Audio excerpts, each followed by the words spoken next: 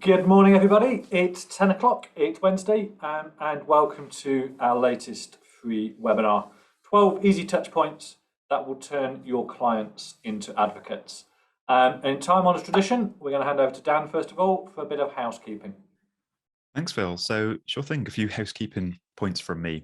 So, I'm Dan, the head of branding and design here at the Yardstick Agency. And my job, as always, is to make sure everything runs nice and smooth. We want to be kept on track and on time, but there'll be plenty of time at the end to follow up on questions. So I'm sure Phil will stick around for a few minutes for any stragglers. I'll also be keeping an eye on any technical issues. So if our sound goes out, let us know. The same for our video or the screen share too. And I'll also be asking the questions that you guys put in the chat box or the Q&A box. So we've got a lot of familiar faces in the crowd today. And as you'll all know, these sessions work best with lots and lots of input. So ask your questions, share your experiences of what has and hasn't worked. Tell us if we're speaking sense or speaking the opposite. Don't be shy. These sessions are absolutely designed for you to take as much away with you as possible. So just get involved. And there are two ways to do that. So as I mentioned earlier, there's the Q&A box there. So you can add your question into that. I'll be monitoring that. Or the little chat function too. And you can choose who you share that with. So whether it's just myself, Phil and Abby, or everybody as well. And speaking of Abby, Yardstick's very own Abby Robinson is on the call too. So she's going to be taking notes of anything that Phil mentions, whether it's useful links, assets, resources, things like that. She'll compile them all, put them in the follow-up email, along with a recording of today's session too. So if you do miss anything, don't worry, you can watch it later at your leisure. And before Phil explains how to turn clients into advocates, I believe he's got a bit of a State of the Nation address on this webinar series. So Phil, over to you. Thanks, mate. I think you've built me up there. We're going to let everyone down. Really what I wanted to do was just say thank you to everybody who took part in our webinar survey. So I think it was after May's webinar, we asked everybody who attended just to complete a short survey, asking what we're doing well on webinars, what we're not doing well, and what do you want to see on these webinars in the future? Because we've got a load of ideas, but we want to make sure that we're giving you what you want to see. So first thing we asked, would you recommend other advisors and planners come onto these webinars? And we got a net promoter score of 76. Which I was really pleased with. Net promoter scores are often quite difficult things to explain. It's why we don't tend to recommend advisors and planners use them with their clients, because they take a lot of explaining. But I'm led to believe that anything above 0 is good. It means you've got more advocates than detractors. Anything above 50 is excellent, and anything above 80 is world class. So we're not quite world class yet, Dan. We need to do a little bit better, and we'll work on those extra 4 points over the course of the next 6 months. But what we're going to be doing on these webinars from July onwards, we're going to be doing more stuff on LinkedIn. There was quite a lot of demand from that. And we'll be doing LinkedIn webinars, but we're also going to launch a paid for LinkedIn workshop as well. Anybody who's previously been on our recommendation workshop will hopefully have got huge value from that. And we're going to roll out that concept maybe over the course of a couple of workshops on LinkedIn. So watch out for that. We're going to be doing webinars on client events. We're going to revisit recruitment because that was a really popular webinar. I think that was May. So we're going to revisit how you can use LinkedIn and marketing in general to help you recruit more of the right type of people for your business. And then we're going to be looking at producing and promoting content, and producing and promoting videos as well. Including the different types of videos. So those are a little teaser from what you can expect from us later on in the year. It's not too late. If there's things that you want us to talk about on the webinars that we haven't got on that list, then do please put it in the chat.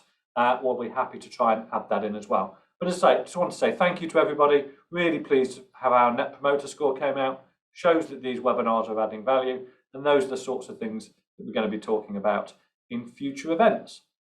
So without further ado, into today's session.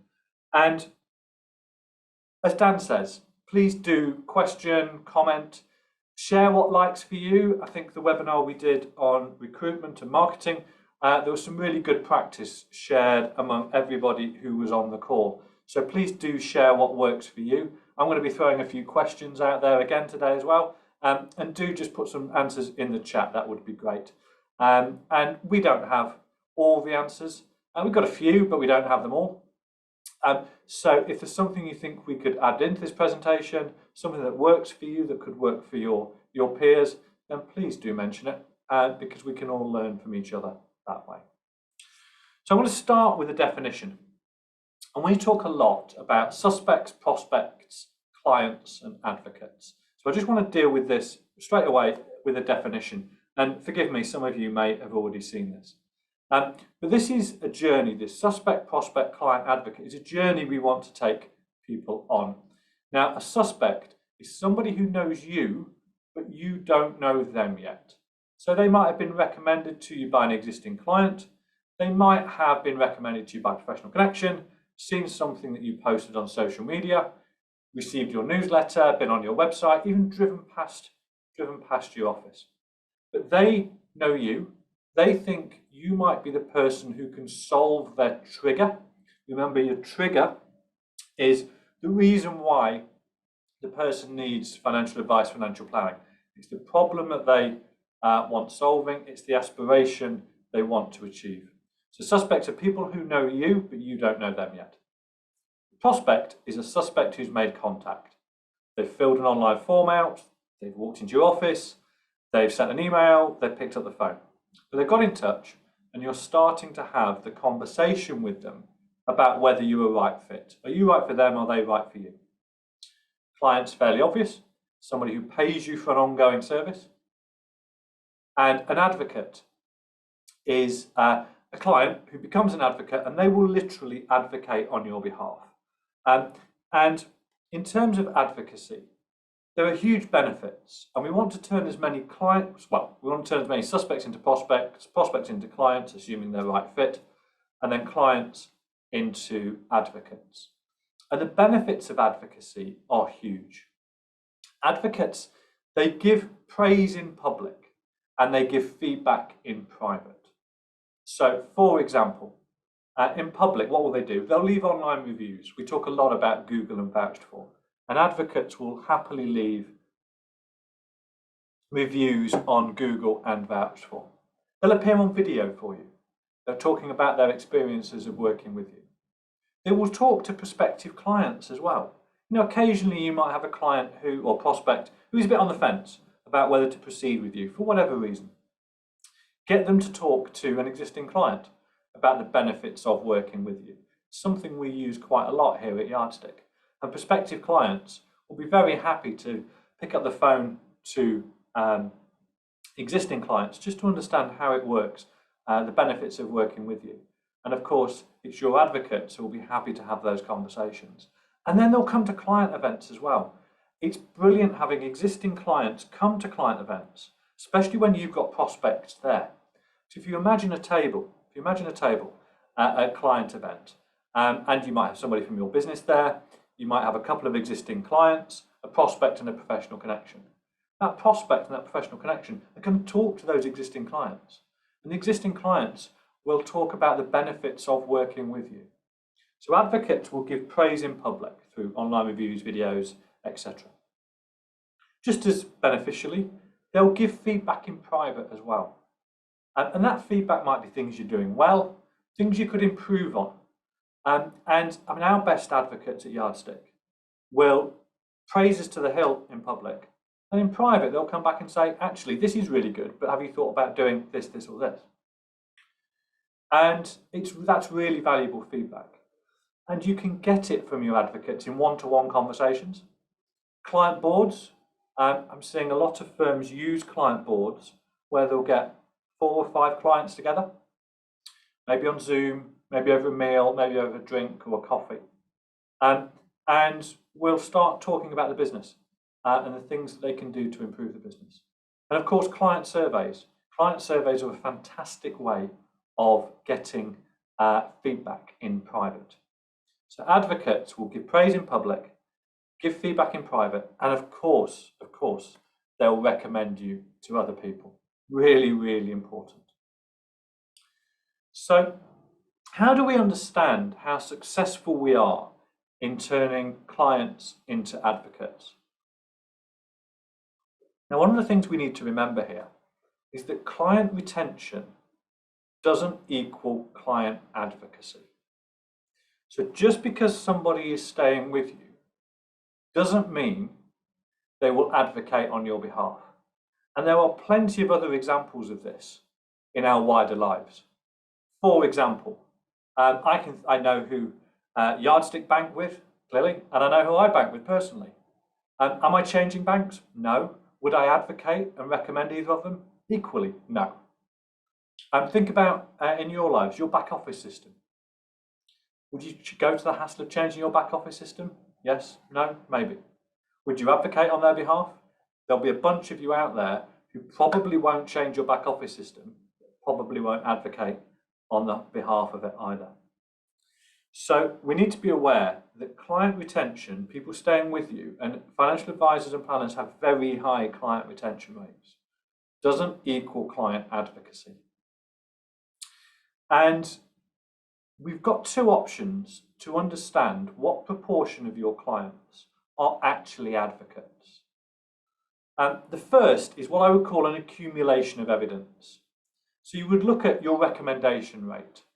And again, for any people who have not been on the webinar previously, your recommendation rate is the number of recommendations you receive during a year from existing clients divided by the number of clients that you've got. So if you've got 150 clients and you've received 15 recommendations in the year, fairly obviously your recommendation rate is 10%. Maths even I can do. So your recommendation rate is part of a picture. If you're accumulating evidence to understand advocacy, your recommendation rate is one thing to bear in mind. Your client survey results. We talked a lot about client surveys, and we might do a specific session on them later on in the year. Your client survey results, through questions such as Net Promoter Score, if you go down that road, or very simple question, would you recommend us on to other people? We always follow that up with, have you recommended us on in the past 12 months? So your client survey results will help you to understand advocacy, as will your online ratings and reviews. So what proportion of your clients have left you a review on Vouched For? What proportion have left you a review on Google? Just factoring in, it's harder to get reviews on Google than it is Vouched For. So the first way of understanding whether you're turning clients into advocates is just an accumulation of evidence. The second is to use something like Vouched For Elevation. And this is a new product that's come out from Vouched For. We're going to be doing more and more on this. But as I said on Twitter on Monday or Tuesday, I forget which, I'm a big fan of what that's doing. It's using data from clients to just pinpoint where firms can get better. So real big fan of Vouched For Elevation. And as I say, we might do another session with Vouched For, get them along and talk about this on a webinar. Because I'm a big fan of it. And one of the reasons I'm such a big fan of it is it actually shows you what proportion of your clients are passionate advocates. And it gives you their names. Yeah, really powerful stuff. So those are the two ways of understanding whether you are turning clients into advocates. And there is definitely a link between the number of touch points you have with clients and advocacy. There's research, lots of research to show this, including research from Vouched For, which anybody who's been on our recommendation workshop will have seen. And every interaction and touch point enhances or diminishes your brand. I can think of a really good example of that over the past few days. I interviewed somebody recently for a job. They weren't right for the job. We knew pretty quickly they weren't right for the job. But I didn't want to close the interview down quickly because I wanted them to have a good experience. I wanted them to leave that interview, even though it wasn't right. We weren't right for them, they weren't right for us. I wanted them to leave that interview with an enhanced impression of the Yardstick brand. So every interaction you have, every touch point you have, from simply somebody picking up the phone to how quickly you reply to emails, enhances or diminishes your brand. And the other thing that enhances your brand, and again helps turn clients into advocates, is the frequency and the quality of touch points. There's lots of evidence to show that increases advocacy. So our aim on this webinar is to help you maximize the proportion of clients that become advocates, particularly through the route of increasing the number of touch points. So the 12 touch points we're going to go through are really designed to give you practical hints, tips, and ideas that you can go and implement in your business. Now, some of these you can start implementing this afternoon. Some will take a bit more planning. But our aim over the course of the next 45 minutes or so is to maximize the proportion of clients that become advocates by improving the quality and the number of touch points you have with them. So, diving straight in, number one, newsletters. So newsletters are a fantastic way, they're almost the foundation of all other touch points, and are a superb way of touching your clients on a regular basis. Now, there is value from just them seeing your brand on a regular basis, but clearly it's better if they engage with the content that you put in your newsletters. So content must add value and be relevant. Must be relevant to them and add value.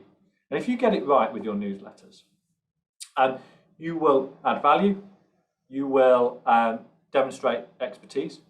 So for existing clients, that reconfirms why they're with you. But for prospects and professional connections, who also should be receiving your newsletter, that the fact that you're adding value and demonstrating knowledge positions you as a go-back-to expert. It's one of the reasons we say you should be recording every single new inquiry that comes into the business, because they don't all get converted. You will want to convert some of the ones that don't immediately become clients. And one of the ways of doing that is staying in touch with them by newsletters, adding value, demonstrating knowledge and expertise, and positioning yourself as a go-back-to expert. So touch point number one is newsletters. Send them monthly. Quarterly really isn't enough. Now, whenever I say that, I completely get that a majority of people will take that with a pinch of salt, because guess what? We sell newsletters, yeah, and we charge more we charge more frequently for monthly than we do quarterly. But there is an accumulation of evidence that monthly is better than quarterly. First thing, if you're adding value and you're demonstrating knowledge and people are opening and interacting with your newsletters, why wouldn't you want to do that 12 times a year rather than just 4? And then the second, open rates, click to open rates, unsubscribe rates and spam reports are equal on monthly and quarterly newsletters. So you're not annoying people, you're not hacking them off, you're not bombarding them by sending monthly. It genuinely works. So monthly newsletters, valuable, relevant content, and there are 3 types of content I would include. Personal finance, things about what you do, the sorts of things they would expect to get from you. Lifestyle pieces, not suggesting we turn your newsletter into GQ or Tatler or Horse and Hound or something like that, but lifestyle articles really do work well. And then news about your business. Again, if you've got things going on in your business, charities you're working with, people joining, people leaving, marriages, good news stories, all that sort of stuff. Put it in your newsletter. It goes down really, really well. So your first touch point, the base for everything else, is newsletters.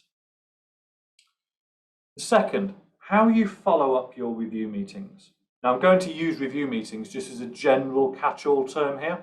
I know some people on this webinar will call them forward planning meetings, and some will call them review meetings, but we'll use review meetings at the moment.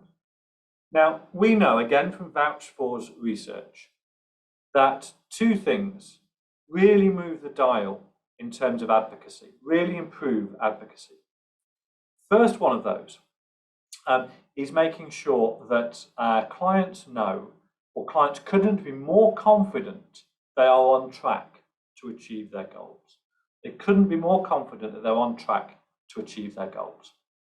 Now, if you're going to do that, if you're going to confirm that to them, of course, you need the second thing, which is their goal in the first place. And Carl Richards talks about this really well. He talks about when he was a financial advisor over in the States, how he would make really clear, big bold letters on the front of the financial plan, what the purpose of the plan is. So if you can show people what the purpose of their plan is, what the purpose of working with you is, what the goal is of working with you, and that they are on track, that helps turn clients into advocates. Now, clearly you're going to have that conversation at your review meeting, but reconfirming it in a follow-up after the meeting is just, again, incredibly powerful. And we've seen some clients, some financial planning clients, use fantastic, really appealing maybe one, two, 3-page summaries. But the first page is the thing that socks the client between the eyes. Really appealing, visually appealing, 1-page summaries to show purpose and then demonstrate whether they are on track or off track. So your second touch point is your review meeting follow-ups. Do you send a pack of paper that big, or do you send 2 or 3 sheets that are really punchy, really show whether the client is on track or off track to meet their goals or not? And on this point, just going to digress a second. We need your help, but we're going to give you something back as well. So Dan, myself, and his really talented branding team are going to be spending some time creating 1-page meeting follow-up templates. We're going to sell them on the Yardstick shop. If anybody doesn't know, we've got an online shop which sells guides, animations, that sort of stuff. But to get this right, we need some input from advisors and planners, people like you on this call. So what we're going to do is we're going to put a focus group together of 5 firms, advisors or planners. We need 2 or 3 hours of your time over the course of a couple of meetings to get together and start talking about what might go into this 1-page meeting follow-up. Help us create this document. In return, as a thank you, we will give you free lifetime access to that document, which will of course have your colours, your logo, your branding, your contact details on there. We'll give you free lifetime access to the document, plus all revisions. So who's in? Who wants to join us on this journey? We'll help you with this touch point if you help us. Now, please, if you want to be considered for the focus group, please just register your interest with Dan in the chat now. Just put something like, I don't know, Dan, I'm in. Dan, please let me come into this focus group. Dan, we're ready to help. Yeah, just put something in there. We'll collect the responses and we'll come back to you. But we're really excited about what the possibilities could be here to create a really visually engaging follow-up, which ticks those 2 boxes of reminding clients about what the purpose of working with you is and whether they are on track to achieve it. And we know those 2 things turn into more clients into advocates. Dan, what have we got? We've got an influx of very helpful people in the chat who are volunteering their time. So thank you, everybody that's put their name down. What we'll do at the end of the call, we'll collate all of the names and then we'll just put together a broad focus group sample and we'll start contacting people for availability. Thank you very much. Thank you for everybody for that. Dan, any questions yet? Interestingly, just before this slide, Adam asked whether we had any examples of visually appealing 1-page summaries. So we absolutely do, Adam. So put your name down for that focus group and you could potentially be involved in creating the future ones. But if not, we can send you through those separately as an aside. Right. So number 3, thank you for everybody for your participation there. It's much appreciated. Number 3 of our touch points, marking special occasions. Now, what does everyone do? So a question to the group. Do you send birthday cards? Do you send Christmas cards? What do you send out? Just put some notes in the chat as I work through this. But for me, a touch point, an obvious touch point, is birthdays. Now, do you do every birthday or do you do significant birthdays? Do you send a card on every birthday and maybe a gift on significant birthdays?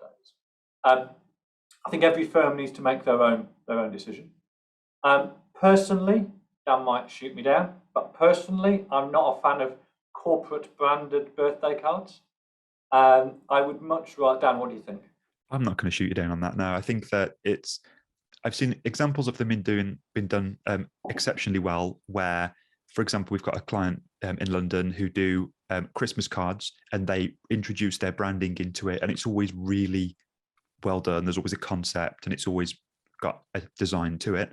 Whereas others have just got a logo plunked on the front of a card, something broadly neutral behind it, as to not offend or upset anybody in particular, and they just tend to sit as almost a rather you didn't. The effort's better extended elsewhere, isn't it?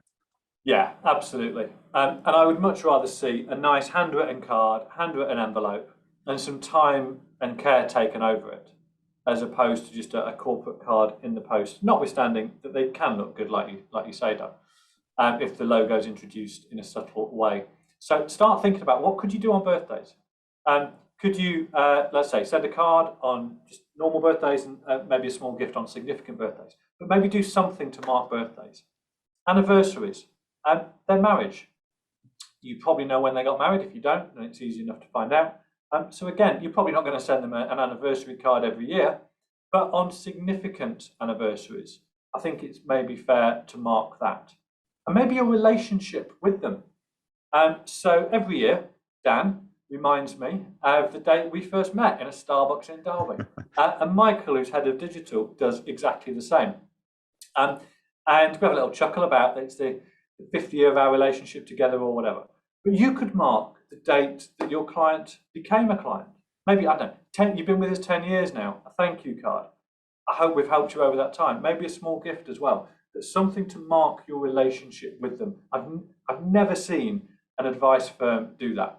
Might be because it's a really bad idea. It might be because it's a good idea and nobody's just done it. And then events, holidays. If your clients are going on holiday and it's a big holiday, say they've retired, they're going on a big holiday to celebrate their retirement, send them a couple of travel books. It's a touch point where you can show that you really know and understand your client. And for me, the best touch points do that. They show you know and understand, but also they're a bit of a surprise as well. Everyone loves getting a bit of a surprise through the post. And other events, retirement or business sale.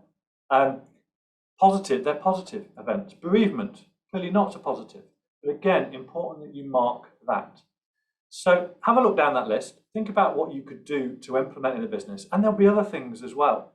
Dan, what are people saying that they do in terms of birthdays and that sort of stuff? So we've got plenty in. So we've got a mix of flowers, cards. We've got Adrian mentions that they call or email on birthdays, adding that personal touch, which is nice. We've got Jason, who runs so they're based in Sydney, providing UK pension advice to Australian residents, and they donate to sponsor a koala on the day a client arrives in Australia, which is quite nice. That's cool. That's really cool. So think about what works for you.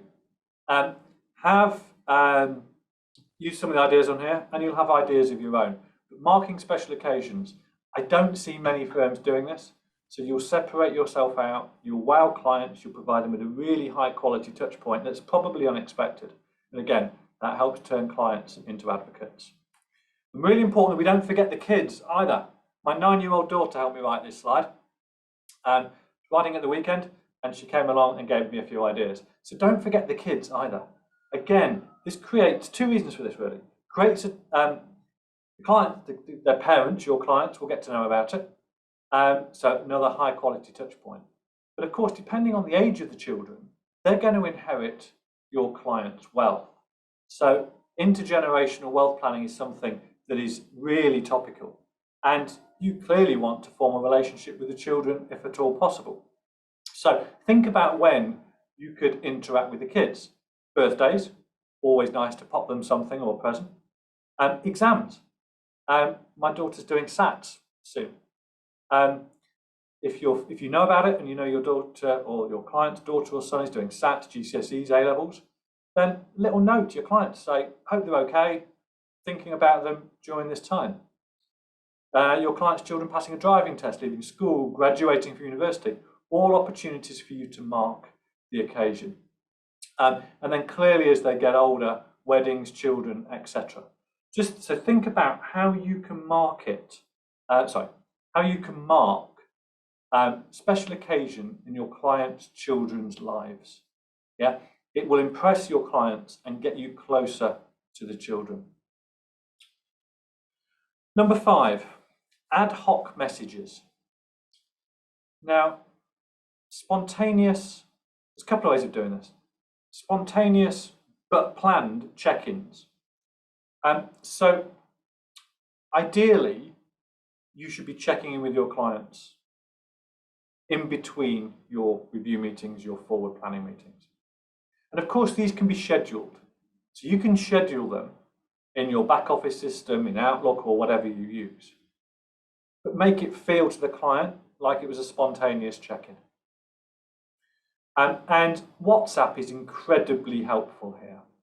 So we ask the clients of financial advisors and planners on client surveys, what social media do you use? And about 85% use WhatsApp on a regular basis. Penetration of WhatsApp is immense. And it's your friend. I know there's some compliance issues with it potentially on sensitive information. There's absolutely no reason why you can't use it, or as Adrian said earlier, maybe just a quick call to check in with clients. But again, no reason why you can't schedule this. Yeah? If you've got 100 clients, that's a couple of check-ins a week. And there's no reason why you can't schedule this, or someone in your team can schedule it on your behalf. It might be a call, it might be an email, it might be a quick WhatsApp message. Hey, hope you're okay. I saw this and thought of you messages. Another really useful way of checking in with people. I got one last night from somebody who was somebody we take services from, we buy services from. He just sent me a message saying, was I at Trent Bridge yesterday to watch the cricket? I've responded and we've had a little conversation. But it's just a little touch point with me where he knows, he's kind of demonstrating that he knows I like cricket, live in Nottingham, putting those two things together and just checking in. So there's little spontaneous, I saw this and thought of you messages. And it works really well on social media as well. You're scrolling through your timeline on a Saturday morning on Twitter or Facebook or LinkedIn, and you see something, whatever it is, you see something that immediately makes you think of a client. Immediately makes you think that that client might be interested in what you've seen. And on social media, of course, you can easily send it to them via a direct message, whether it's on LinkedIn, Facebook, Instagram, Twitter, etc. But as you scroll through your timeline, just start thinking about people who will be interested and share the messages with them. And that works really, really well. Emails still work, of course. As we'll see in a bit, it's the shortest distance between your mouth, where your ideas come out of, and your recipient's ear. So emails still work. And short videos, we're going to talk about videos in a lot more detail shortly, but short videos work really, really well for ad hoc messages. But just start thinking about how you can deliver ad hoc messages to your clients that will increase the number and quality of touch points you have with your clients. Dan, anything else in while I take a quick sip of tea? Only Matthew, who was asking whether you did in fact manage to get to the cricket. I didn't, sadly. So it might have been on in the background in the office yesterday, but I was there on Sunday when Joe Root scored his 100, so that was really rather nice. But thank you for the concern. Nice touch point. So recommendations. Touch point number 6. After you've received a recommendation from an existing client, we always recommend saying thank you. And there's a couple of ways traditionally you could do that. You could send an email, or you could pick up the phone. Both of those aren't particularly out of the ordinary. We all get phone calls every day. We all get lots of emails every day. And if it's a phone call, it might go to voicemail. If it's an email, clearly goes in the inbox. And it can create a bit of a sense of obligation that the person who receives it has to reply.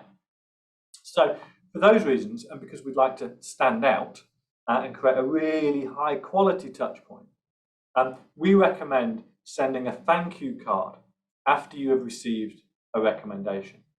So if I'm a financial planner, And Dan is an existing client and he recommends me to Abby. When Abby gets in touch and says, oh, Dan said great things about you, I want to come and see you, I'm going to want to say thank you to Dan. So the way we would recommend you do it is get a thank you card. Not a corporate branded thank you card, but go down to Paperchase, buy yourself a dozen thank you cards, really high quality, really nice. Handwrite it, handwrite the envelope, put a stamp on it and put it in the post. When it's received at the other end, it creates, again, a sense of wow, that you've taken the time to handwrite a card, handwrite the envelope, put it in the post. You're saying thank you for doing it. It might sit on the mantelpiece for a while if it looks really nice as well. So it's just a point of differentiation and a high touch, high quality touch point with a client to say thank you for the recommendation. If Abby then becomes a client of mine in this little fictional story, I would then send Dan a thank you gift. Not a big gift, just a token, something as a surprise. And that might be, I might know Dan likes whiskey. Yeah, put a bottle of whiskey in the post to Dan. Yeah, I might know Dan likes red wine. Put a bottle of red wine in the post to him. But as long as I know Dan and he's my client, so I should, I can send something really personal to him that doesn't cost the earth, but actually just shows how grateful I am to him. The wrong thing to do here, is have a box of champagne or crate of champagne in the corner of the office and you just send one out to every client who makes a recommendation to you. It's not personalized, it isn't high quality, and in some ways, if you don't like champagne, it can differentiate negatively as well. And then still on recommendations, we would recommend sending a quarterly recommendation update out, especially if you're linking recommendations to charitable donations. So a recommendation update that just says thank you to the clients who have recommended you. So thank you to Dan, Mike, John, Jane for the recommendations we've received from you over the past quarter. We're really grateful for that. A couple of stories about how you've helped people, and a reminder about who you want to be recommended to. And all these sorts of things go down really well with clients. So in terms of recommendations, 3 touch points will continue to help turn clients into advocates. Client events. We're seeing more and more events being run now. Clearly, the restrictions of COVID hopefully permanently are behind us. And that obviously put a stop to client events to a large degree in 2020 and to a certain degree in 2021. But client events, again, can help turn clients into advocates. Can also be very helpful in turning prospects into clients. So these could be educational events. We've seen firms run investment seminars, for example, or seminars on specific topics to educate their clients. It could just be social events, thank you events. We've seen firms, we've got some firms who run a summer garden party. We've got some firms who run events to mark specific anniversaries. Chatting to a firm on Monday who recently ran an event to mark their 5th anniversary, and they invited clients and some professional connections. And then if you're running an event, you need to think about who you're going to invite. Do you invite all clients? If you invite all clients, it gets a bit more expensive, depends on the size of your client bank, but it gets a bit more expensive. But if you don't invite all clients, it can be quite difficult to publicise the event and to show photographs and that sort of stuff afterwards. Because if you didn't invite everybody, you might put a few people's nose out of joint if you then start talking about what a great time you had.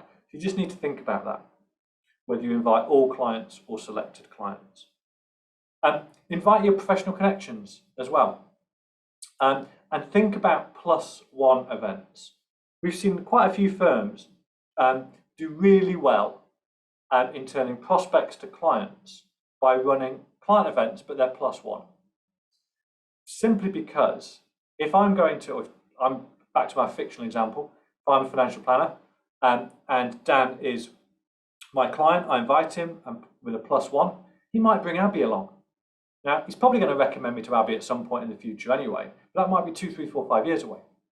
The client event actually brings forward the date when I can engage with Abby. So client events, really high quality touch points. And webinars as well. Webinars they're more likely to be educational rather than social. We did have a few firms run webinars as social events during lockdown, and they went pretty well, but it is quite difficult for people who don't know each other to interact with each other on a webinar or a large online meeting. So webinars are probably likely to be more educational in nature. And again, you can invite clients, prospects, and professional connections. They're cheaper to organise. They're cheaper to organise than face-to-face events, clearly. And if necessary, they can be organised at short notice. So markets fall, that's the obvious example, isn't it? Markets fall significantly. You could have organised a webinar within kind of 24 hours notice. And that's a really high quality touch point with clients. You're making yourself available, you're given the opportunity to come on to the webinar and join you. It's a really high quality touch point. One of the things I would say on webinars is try and present yourself rather than bringing in an investment manager to do it or a provider to do it. There's often a feeling amongst advisors and planners that they can kind of delegate presenting on webinars, but it's nowhere near as effective as if you do it yourself. So webinars likely to be educational rather than social, cheaper, can be organised at short notice, but significantly less interaction. So we promised to talk about videos. We've got a couple of slides on videos because videos they're not something that I tend to see advisors and planners use as touch points. They are used educationally, so we've got advisors and planners using the Money Alive video sets, for example. And of course, we have advisors and planners who record videos about us. It might be a brochure video, or getting some of their clients on video to talk about the good work that they do. So those types of videos we absolutely do see firms use. What I'm talking about here is short, almost off-the-cuff videos using a system like Loom. So Dan's a big fan of Loom. I'm a big fan of Loom. We use it a lot. And Abby, if we can put a link in the follow-up email to Loom, that would be good. So we'll work through these couple of slides, but be really interested on the chat to know if anybody on this call already uses Loom videos, because I'd like to get your input. But videos, these short videos recorded on Loom or something similar, create an immediate connection or builds on an immediate connection because you're seeing the person presenting back to you on a video. It's a bit like people watching the recording back here. It's far more interactive if they watch the recording rather than, say, read a transcript. Because it's the person receiving the Loom video, receiving the short video, probably won't have received such a thing in the past. They're used to receiving emails that are written, and it immediately grabs their attention. And of course, videos can be watched multiple times. And with Loom, the joy of it is you can see who has watched it and when they have watched it as well. So that's really, really helpful. And using videos, using Loom, it can save a massive amount of time because it replaces the need often to write long emails. If I find myself, write a 100-word email and think I've got another 900 words to go, it's probably easier just to record a short Loom video of me presenting whatever it is rather than writing it out. And therefore, it can also save some meetings. It can help you work in a way where it eliminates diary conflicts, can move things forward more quickly, and is a really wonderful touch point with clients because, as I say, it grabs attention. It's not something they're used to be doing. And the last reason it can save time is because you can create a series of explainer videos. Let's say, for example, you spot that you've got clients struggling to log in to your platform, their platform or your portal. We'll create a little video to explain it and send it to them. Send it to them every time that that request comes in. And there's so many different ways you can use Loom videos to create a really high quality touch point with somebody. Replying to emails, as I say, if you find yourself thinking, I've got to write a 1,000-word email to explain this, then why not just record a short video? 5 minutes watching you on video is easier for you to produce, and it's easier for the person at the other end to consume it. Explaining tricky topics where you've got to really think carefully about what you're writing. It's often easier to say it off the cuff. Apologising when things go wrong. Again, another way of just trying to impress people with a high quality touch point. Sharing a screen. Loom isn't just you presenting. It can be very useful when you're sharing a screen. So for example, that example I gave about not being able to log in to your online portal, then why not just record a short video showing people click here, and click here, problem solved, and then you can use that video multiple times. Creates a high quality touch point because it's solving a problem for somebody in a visual way. Thank you videos. You want to say thank you for someone for doing something? Send them an email, but you could also record a video and send them that. Meeting follow-ups. We talked about the one-page summary earlier. Why not create a Loom video to talk them through that one-page summary? So all your email is attached as your one-page summary, here's a video explaining it. Give me a shout if you've got any questions. And that one-page summary probably replaces quite a long email. Showing clients how to complete tasks, the example I gave earlier. Anniversaries. So we've got some clients who send out someone's become a client after a month, send them a video. So thank you for being a client a month. It's your 1 month anniversary with us. How else can we help? Hope the process has been okay. Anything we should have changed, etc. And then, of course, reacting to events. Markets drop, inflation news rises, interest rates rise, whatever it is.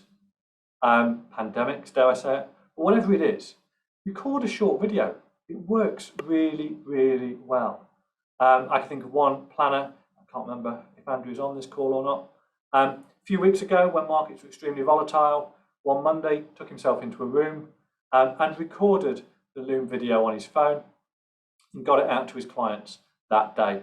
Really reassuring to your clients. It's a high quality touch point when you're reacting so quickly. Really reassuring to them. So Loom videos. Does anybody use Loom videos at the moment on the call? Dan, how are you using them? Does anybody use them right now? Oh, I get a crazed look in my eye whenever I talk about Loom. I love Loom. I'm a bit of a fanatic. So from my experience using it, it's very much, as you mentioned, Phil, when an email's likely to get over a certain length, I'm far better at showing somebody something than telling them something. So I can just get my screen up and just go through it. And an 8-minute video is quite a long video, but that on an email would have been paragraphs and paragraphs, right? And also it feels more personal than an email when perhaps you're not given the best news. So people can look into the whites of my eyes. Perhaps in my situation, perhaps a client said, oh, we'd like this on a document or this to be included in the design, and perhaps it's not looking good. So rather than me email work across that I know isn't working, I can record a video and explain why I think it's not working, and then perhaps put some suggestions in place as to what might work. And it's all about just, you are breaking that down to them in a much more of a personable way, that they feel like they're there with you and they're much more involved, much more on board than receiving something through as an attachment and saying, I hate that, no, don't like it. It's all completely different emotion that they have when they receive it. And as well, the real hack for Loom is, as Phil mentioned, recording those explainer videos. Often clients will ask me very similar things. It could be mostly technical things, how do I change a master slide in PowerPoint? How do I upload this logo file to a provider platform? And I've got a big library of very useful videos that I just send them a link to, and then that saves me doing that. But if it's something that I've not been asked before, they could technically Google that, and they haven't. They've sent me an email asking me how to do it. So rather than me Googling it and just sending them a link to some obscure article with instructions, that's fine, but it's quite cold, isn't it? So it takes me 3 minutes just to quickly hit record, do the thing, and say, here's the thing. So it's just using it like that, really. And it's a game changer. People are always so happy when they receive one. And in fact, I mean, I know Francis is in the crowd. He said myself and Michael, our head of digital, have sent a few Loom videos in the past, and he stores them for later, rather than get lost in his inbox. It's there on his Loom account. Like I say, crazed look in my eye, so I'll stop now. Cheers, Dan. Whenever I send out a Loom video, and you use it far more frequently than I do, whenever I send a Loom video out, I always get a reply if the person's not seen the Loom video before, asking how I did it and saying what an innovative way of communicating it is. So I think it's something that can be embedded in a lot of advisor and planner businesses. And judging by the reaction, most people aren't using it right now. So if you start using it, it will create that high quality touch point that is a differentiator because other advisors and planners and other businesses are not using it. So moving on, and we'll come back to some questions. Social media. Social media is an incredibly useful way of creating high quality touch points. We wrote a piece last week, maybe the week before, about doing this. Now, the first thing you should be doing is looking to connect, follow your clients on social media. And it's quite amazing how many advisors, planners don't connect with their clients on social media or online. And I kind of get it on Facebook. You may not want your clients seeing what you put on your Facebook feed. You might be perfectly happy with it. But if you are happy with it, then connect with them, friend with them on Facebook. On LinkedIn, that's, as we've said before, networking rather than social media. So if your clients are on LinkedIn and your professional connections, and of course prospects, really important to not forget professional connections and prospects. Link with your clients on LinkedIn. On Twitter, of course, you follow them and hope they follow back. But there's so many benefits for doing it. Start with the connection or follow. And that will mean that your clients, prospects and professional connections can see your posts. So that's starting to create new touch points as well. And we've done a couple of exercises for planning firms where we've said, are you connected to all your clients? One of them was on LinkedIn and one of them was about professional connections on LinkedIn. And they said, yeah, we're connected with them all. All right, let's just double check. And we got someone in the office to double check. And as the blog shows, there was large proportions of the list of clients and professional connections we were given where the advisor wasn't connected to. So don't take it as a given that you absolutely are connected with them. So that's the first thing. Connect with them, then those clients can see your posts. And of course, you can see theirs as well at that point. And that means you can engage with them by liking and commenting. And if they're using, especially on LinkedIn, if they're using the platform to try and generate business, you can provide some support to them, which of course will go down well. And because you're seeing their posts, you can understand with what's going on in their lives and you can react. You maybe react on the social platform, you might react by a direct message, or you might just drop them an email, a call, or who knows, a Loom video, just to check in with them and just check that they're okay, congratulate them on whatever they've talked about, wish them a happy birthday, whatever it is. All of this starts by making sure you're connected to as many of your clients as possible on social media. And of course, if you are connected to them, you can then send them direct messages with the I saw this and thought of you moments. You're scrolling down on a Saturday morning while you're at the side of the kids' rugby pitch or hockey pitch or whatever it is, and you see something, you know Dan's going to be interested in it, you send it to them on the platform, I saw this and thought of you. Again, it's just easy to do if you remember to do it, but easy to do, high quality touch points. New client welcome pack. Very rarely see advisors and planners doing this, but a new welcome pack you might think about sending. if Dan was doing this, he might call it a swag bag or a swag box or something along those lines. But think about it. Think about whether it's worth sending just a pack, a box, or a bag, or whatever of goodies to welcome people as a client. I think you've got to think carefully about when you might send it, what might go in it, and how you might send it. But just a welcome box of goodies to put a smile on somebody's face. I'm not talking about your brochure, your business card, and things here. I'm talking about just things that would put a smile on their face and welcome them as a new client. Don't see many firms doing it. Might be because it's a really bad idea. Might just be because people have not thought about it. But again, it's another high quality touch point. And then, of course, reacting to events. There are certain events. Investment volatility is often the one people think about, but there are certain events where a swift response, a quick response, is beneficial. And you could use blogs, you could record short videos on Loom, you could be putting social posts out there. But that high quality touch point, the immediacy of it is really, really important. Being there, I know some advisors that back in February, March 2020, again, February, March this year, put the tin hat on, got under the desk, and hoped clients didn't ring. Yeah, they might still be there, and it's the wrong way to react. You've got to be ahead of events, or at least keeping up with events, and being there for people, reacting to them. Again, another high quality touch point. One thing I would say there is you need to make sure, of course, that the messaging is appropriate. And you know your clients well enough to know whether they need a call, whether they need reassurance, whether actually that might make it worse. And we did a fantastic webinar a couple of years ago with Carl Richards and Neil Bage.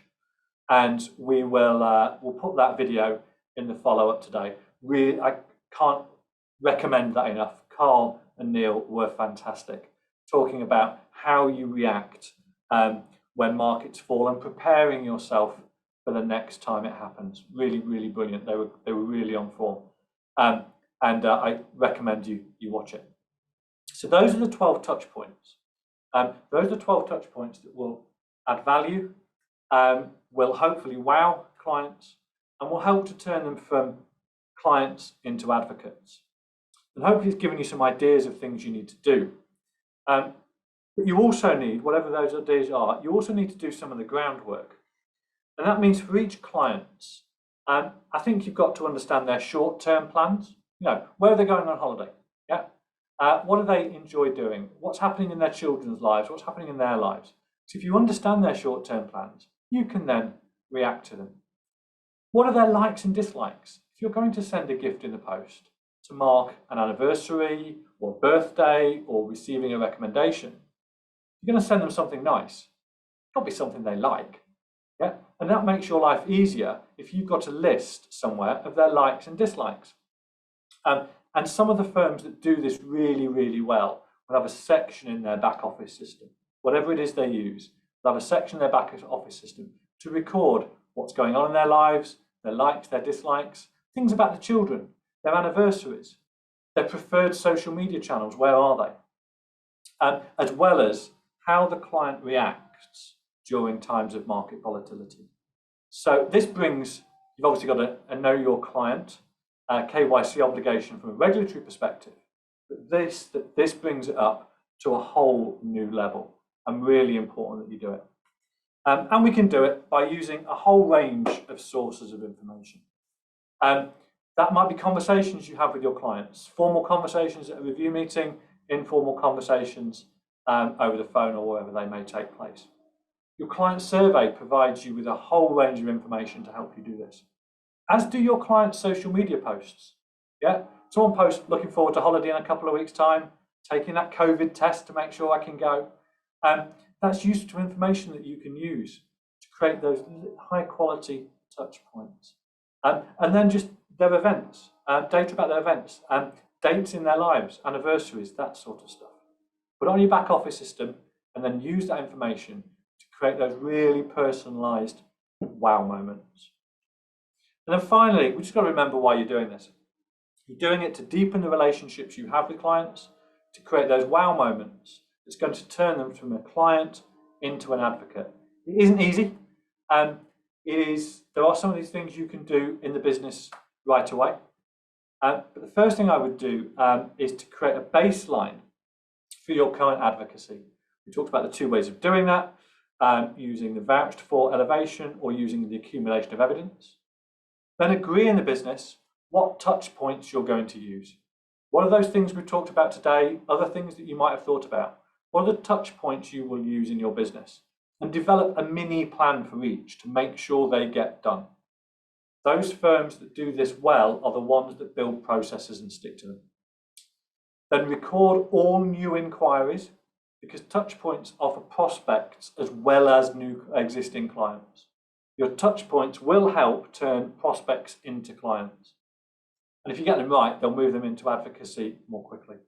Your client survey helps you to build your baseline for advocacy, and then adapt your back office to make sure that you're recording all the information that's necessarily.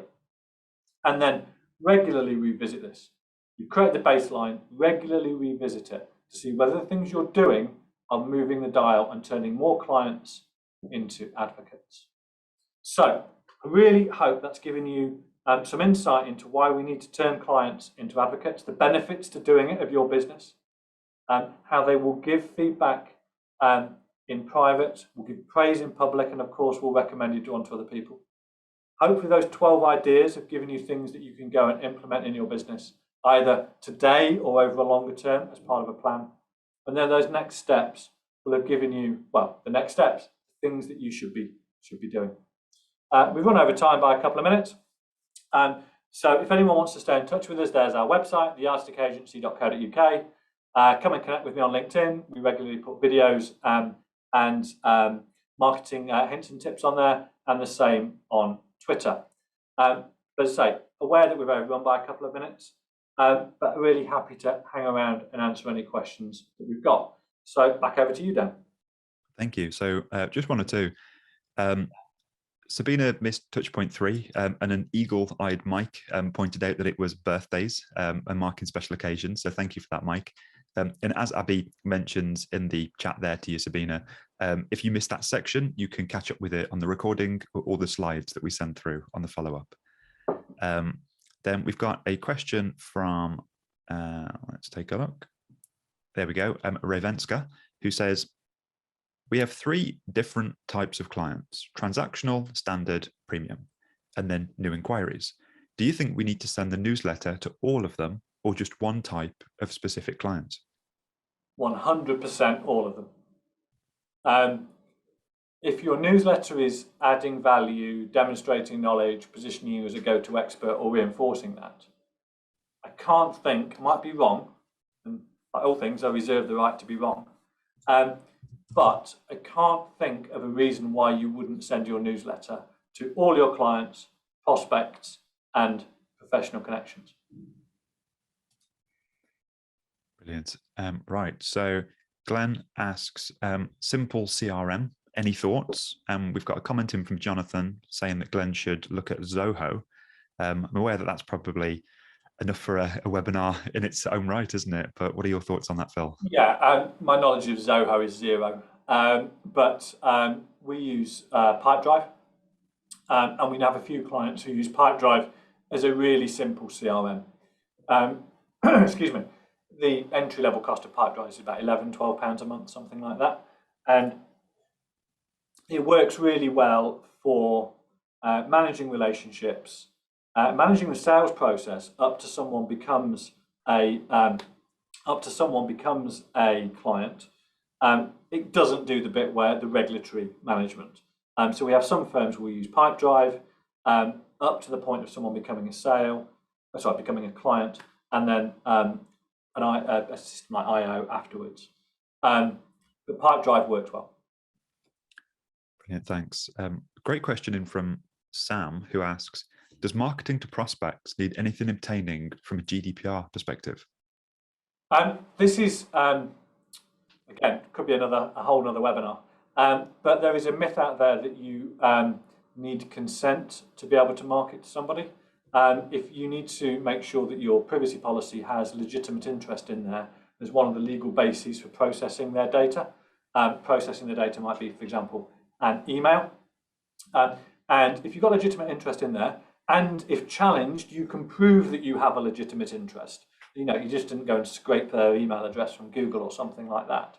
Then that is generally considered to be fine. Perfect, thank you. So one final question, so get your last ones in, guys, is from Nomi, who asks, meeting follow-ups, email or phone? Which is better in your opinion? Wow. I think that's probably a question for other advisors and planners to answer. But as a client of a financial planner, I would rather have my meeting follow-up sent by email. I'd like it to be short and succinct and to the point. I don't particularly want to have to read a long email explaining it, so that's why a Loom video might work quite nicely. But as the client of a financial planner, I have maybe spent 2 hours with him at a forward planning meeting. I'm happy to have the follow-up by email. Brilliant, thank you. So that's it for questions. So unless there's any more, we'll wrap up. We'll wrap up, thank you. So thank you to everybody for attending. Thank you to everybody for your kindly volunteering for our focus group. We'll be in touch about that over the course of the next week to 10 days. We'll be back next month with our webinar. Otherwise, go and enjoy the sun. It looks like a lovely day out there. It's supposed to be sunny for the rest of the week. See you soon, everybody. Bye-bye. Take care, guys. Thank you.